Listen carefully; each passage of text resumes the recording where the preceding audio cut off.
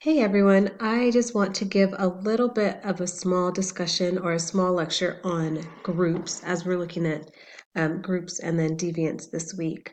So let's go ahead and start with groups. Let's first talk about why groups are important. As you guys know, each day you take part in different activities and you are surrounded by different people. There are a countless number of groups in our society. And if you guys think about the different number of groups that you belong to, you'll realize that you belong to a large number of groups. And these groups can be from anywhere from family to school cohort, classmates, or a sports team, all kinds of different groups. I want you to think of that. You have different groups at work, you have different groups at school, even. There's big groups, there's small groups. Um, but first, let's go over also why, as far as socialization goes, why it's important to be in groups. You'll notice that most of your socialization will occur in different types of groups. Our groups will teach us our different roles. They'll teach us how to behave, and they'll teach us what our expectations are. And oftentimes, you'll notice that the groups that we do take part in, those roles that we are given, only have meaning when we are within that certain group. So, for instance, when I'm at home around my family, I am a sister, I'm a daughter. But when I go out with my friends, I'm no longer a sister and I'm no longer a daughter within that group. Of course, I'm still a sister to somebody, but within a particular group, your roles will kind of change. So when I'm at home, I'm a mother with my own kids and my own family now. I am a mother. When I go out and I'm, for instance, teaching, I am then considered a teacher, an instructor, a professor. So you'll see that socialization will have a part in these groups, and it teaches you kind of what to expect and how to act within the groups that we participate in. So let's look at what the meaning of a group actually is. First of all, it has to involve people that interact on a fairly regular basis. Okay, and you also have to have a sense of a shared identity. And it has to be a collection of at least two people. So in our family, or if you look at a family members will interact on a fairly regular basis, daily, or if a parent works outside the home, they still come home on occasion. Even if they work like um, if they work away from the home for a week or come back, there's still uh, a regular interaction between those people. And they also have a sense of shared identity. They are known as a family. They have their beliefs. They have their customs. Within groups of friends, you have you interact at school, you interact over the phone or text or social media, whatever it might be. But even within friendships, you guys have a sense of shared identity. You have a belief, you have different customs, you have, just your own group norms. So that's kind of what you look at when you're looking at a group. And then there are a couple types of groups. So there's the primary group and there's the secondary group. The primary group, this group is really important for your development, okay? As a social being, this is where you're going to learn well, this is where you are socialized. We talked about that the family is your first and main source of socialization. The primary group is going to have a lot of impact on our socialization. Okay, there's going to be a lot of face-to-face time. It's generally going to be a smaller size group. This is where we're going to get our emotional needs met. It's a little bit more intimate as far as groups go. And then the group tends to last a long time. So if you look at all those things and you look at family, generally those things kind of go hand in hand.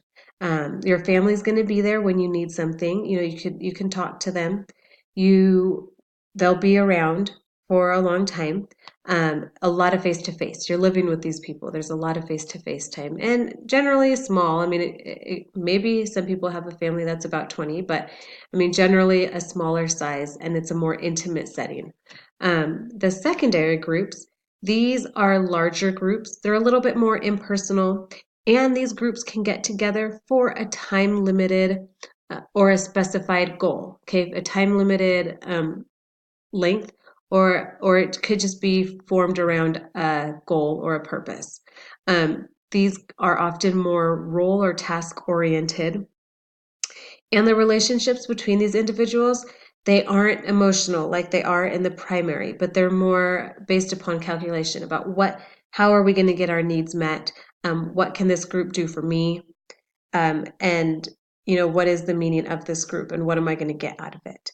So when you're looking at the differences, primary groups, those will be your closer friends, your best friends, the friends that you have for a long time. It's not just family. They'll be like if you join a fraternity or a sorority or something like that along those lines, where that group is closer. It's not just a group where you go and you meet every so often, or like the PTA would be, or parent teacher association or whatever they might call it at your school. Though that's more of a secondary group. You meet for a purpose. There's a large number of people. You might not form real close bonds to the other members, but you're still a group within that organization. And then when we look at groups, we also look at in-group versus out-group, okay? And a part of being in a group, we kind of form groups with people that we relate to, or people that we feel connected to for one reason or another, whether it's family, whether it's emotional, whether it's because we need to get something done and we need to unite to fulfill this goal.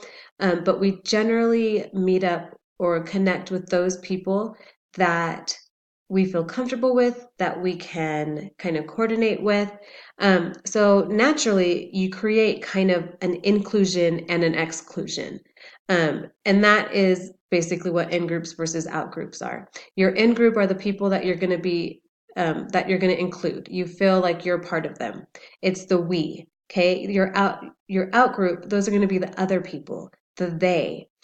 Those are the people that will feel excluded when they come into your group, or that you want to exclude from your group for whatever reason. Our in-groups make us feel as though we belong. They make us who we are, at least in part of, they make you feel who you are. So like a football team, that is your in-group. You feel connected to your teammates. You look to them for support. You look to them for teamwork. And if you're on the football team, you might see the basketball team as your out group because you don't really need them as a support for, your physical purpose of playing football.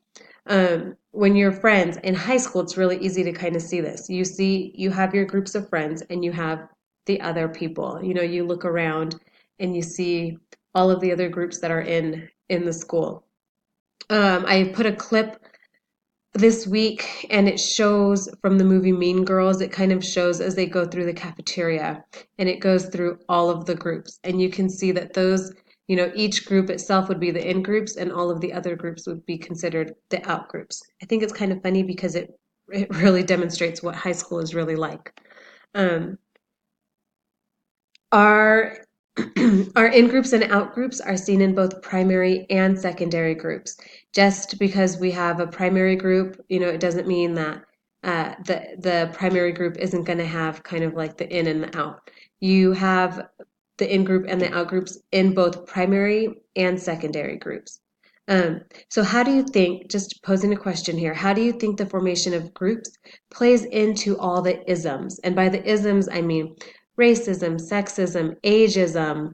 Um, the book talked about colorism. I mean, there's all these different isms. How do you think forming these groups kind of plays into that and might add to that? So that's just something that I want you guys to think about.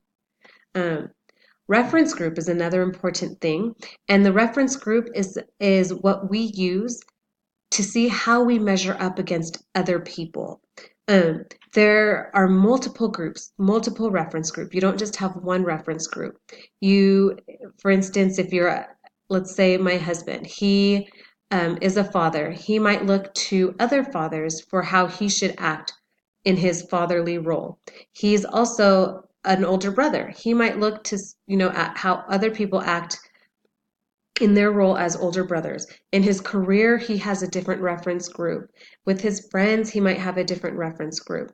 And that is the same, with each one of you. If you kind of go through all of your roles, you can kind of picture in your head, oh yeah, I look to this person, or these images, these characters are what I look at when I am trying to decide what kind of a mom or what kind of a sister or what kind of a teacher I should be. So the reference groups, just they are the people we look to see how we should be acting, how we kind of measure up. And we use these at all ages. It's not just for kids. Adults use them as well. Teenagers definitely use them. So we use them at all ages of life. Um, how might these reference groups affect our sense of self? We're looking to these people to see how we should behave or how we should act. And it definitely helps to create an ideal self. And when our ideal self and our actual self don't agree, we might feel that we need to make some changes to that. Okay. Um, a lot of times teenagers or even young adults will look to popular TV shows and use those people as their reference groups. And how realistic is this? I mean, a lot of TV shows, the young adults, the newly, those who are entering the workforce early, somehow they end up with these amazing jobs, they have these amazing homes.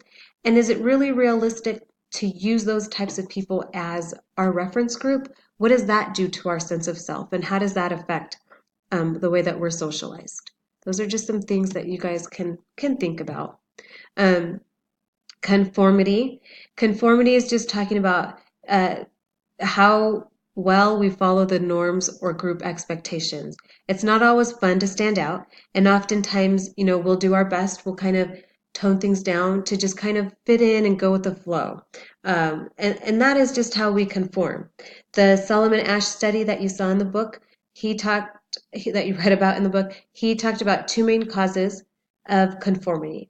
The first one is that we want to be liked, especially during our teenage years, those really important years of social development. We want to be liked. So we kind of do what we can to fit in so that we don't stand out. We kind of just try to blend in to be like everyone else so that we are liked by our peers. And another reason is that we believe the group is better informed. When we think that other people know better than us, we tend to want to do what they do, or we tend to want to take their advice on what we should do or we should say. So those are two reasons why people conform. And you'll notice that high school has a lot of conformity. And when you aren't conforming, they make it very clear a lot of times that it's not acceptable by the looks, the comments, or whatever else, whatever negative sanctions they may give you. They are there and you will get them. And unfortunately, if you're on the receiving end, it really could hurt your self-esteem, or it could, um, sometimes it can cause you to do what you need to do to change and to conform to whatever those social expectations are. So I just want you, as you're going through this week, to kind of take notice of the groups that you're a part in. Think about how you conform or how you don't conform. Think about just what your expectations were for as far as primary groups. Do you have in groups? Do you have out groups? Think about what they are, who they are, how they influence your life, how they influence your socialization. A lot of times we don't really think about those things, but when we stop and kind of take a moment, you'll realize that these groups that we're a part of have an impact, and they do make a difference on our lives and on our individual self-esteem. Okay, so I will end with that. And if you guys have any questions, post it in the Got Questions section, and I will see you on the discussion boards.